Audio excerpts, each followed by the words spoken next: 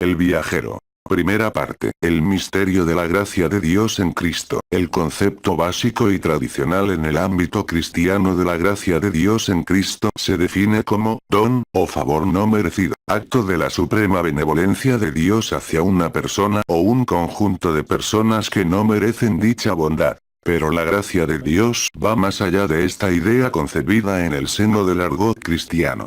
La esencia de la gracia no está en nuestras acciones, sino en los propósitos eternos de Dios. La gracia no es gracia porque no la merezcamos, sino porque fuimos escogidos en un momento y en un estado donde una sola voluntad es dominante, la del Creador, y simplemente nos justificó en Cristo y nos condenó en Adán antes que fuésemos dignos o no. Romanos 9, 10, 11, 12. Y no solo esto, sino también cuando Rebeca concibió de uno, de Isaac nuestro padre, pues no habían aún nacido, ni habían hecho aún ni bien ni mal, para que el propósito de Dios conforme a la elección permaneciese, no por las obras sino por el que llama, se le dijo. El mayor servirá al menor, como está escrito, a Jacob amé, mas a Esaú aborrecí. La gracia es el acto de elección, donde uno o más objetos, son amados o aborrecidos, desechados o escogidos. Antes de ser manifestados en la creación, antes de que estos objetos definieran sus acciones y tendencias.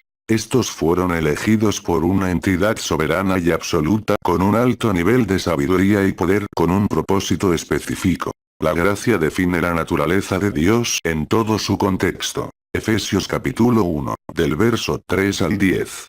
Dice: Bendito sea el Dios y Padre de nuestro Señor Jesucristo, que nos bendijo con toda bendición espiritual en los lugares celestiales en Cristo, según nos escogió en Él antes de la fundación del mundo, para que fuésemos santos y sin mancha delante de Él en amor, habiéndonos predestinado para ser adoptados hijos suyos por medio de Jesucristo, según el puro afecto de su voluntad, para alabanza de la gloria de su gracia, con la cual nos hizo aceptos en el amado, en quien tenemos redención por su sangre, el perdón de pecados según las riquezas de su gracia, que hizo sobreabundar para con nosotros en toda sabiduría e inteligencia, dándonos a conocer el misterio de su voluntad según su beneplácito, el cual se había propuesto en sí mismo de reunir todas las cosas en Cristo en la dispensación del cumplimiento de los tiempos, así las que están en los cielos como las que están en la tierra. La gracia viene dejando sus huellas desde tiempos antiguos, antes de que los montes fuesen formados y los abismos, ya la gracia existía. Sin duda es una de las partes de la revelación de Dios más impresionante.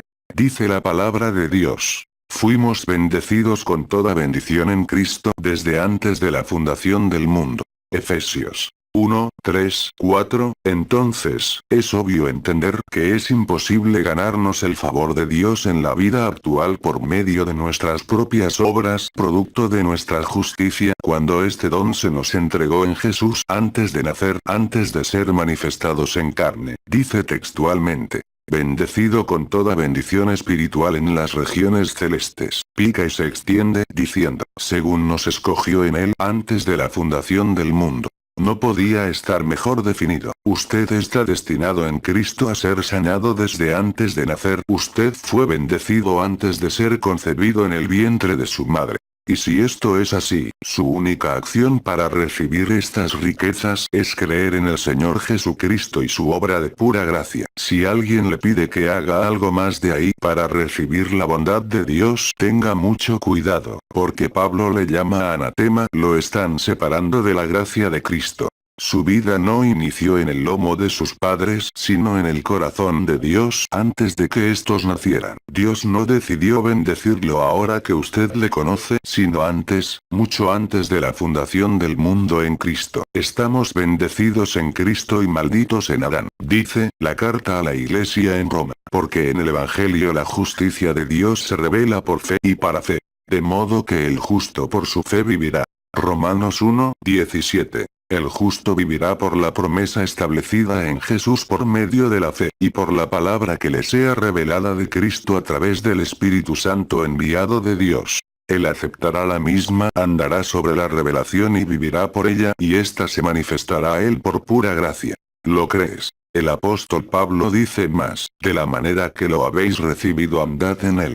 Colosenses 2, 6. Todos sabemos que recibimos a Cristo por medio de la fe, de la misma manera debemos andar en él. La fe no testifica de nuestra justicia, sino de la justicia de Dios en Cristo. Por tanto, si recibiste a Cristo por fe, anda en él por fe. No hay ofrendas ni propuestas de nuestra propia justicia que puedan sustituir el poder de la gracia en tu vida. Este es el poderoso accionar de la divina gracia de Dios en Cristo. Esta funciona a través de un fino y delicado sistema de paradojas indescriptibles. Ejemplo. Para vivir en la gracia tenemos que morir. Sus bendiciones solo se manifiestan por medio de tribulaciones y necesidades. Su exponente renunció a sus riquezas para enriquecer con su pobreza a todos los que creemos en su gracia. Nos enseña a experimentar una vida ordenada en medio de sociedades que sucumben en el caos. Si amamos nuestra vida aquí en el mundo, perdemos la del reino de Dios. Un instrumento de orden en medio de la orgía. Esto es realmente paradójico. Dios manifestó su gracia y la hizo visible a los hombres en el Señor Jesucristo. ¿Esto quiere decir que somos salvos siempre salvo? En ninguna manera. Salvo, siempre salvo, es una concepción muy vaga y de una comprensión muy pobre atribuido a la gracia de Dios. La idea de ser salvo, aunque nos involucremos en hechos malsanos y en conductas dañinas, solo porque fuimos escogidos para salvación, es una percepción doctrinal errática y garrafal. ¿Por qué? El Espíritu Santo en el libro de Primera de Corintios 15, 22 es enfático y preciso cuando dice, en Adán todos mueren, en Cristo todos serán vivificados. Esta verdad está generalizada. Todos tenemos la opción de ser salvo en Cristo, y todos morimos en Adán. Usted se mueve al punto que más le convenga. Dios confeccionó en una casa grande un vaso de honra, Cristo, y un vaso de deshonra, Adán. Usted elige de cuál beber. Uno está diseñado para emanar bendición, el otro para arrastrar maldición. Siga su buen instinto y sepa escoger. Romanos 9, 22, 23, 24. Y que, si Dios, queriendo mostrar su ira y hacer notorio su poder, soportó con mucha paciencia los vasos de ira preparados para destrucción, y para hacer notorias las riquezas de su gloria las mostró para con los vasos de misericordia que él preparó de antemano para su gloria, a los cuales también ha llamado, esto es, nosotros, no solo de los judíos, sino también de los gentiles. Este es un servicio de cobrando conciencia, despertando a una generación, tomado de la serie El misterio de la gracia de Dios en Cristo, escrito por Humberto Williams Peguer, cambiando el futuro en el presente.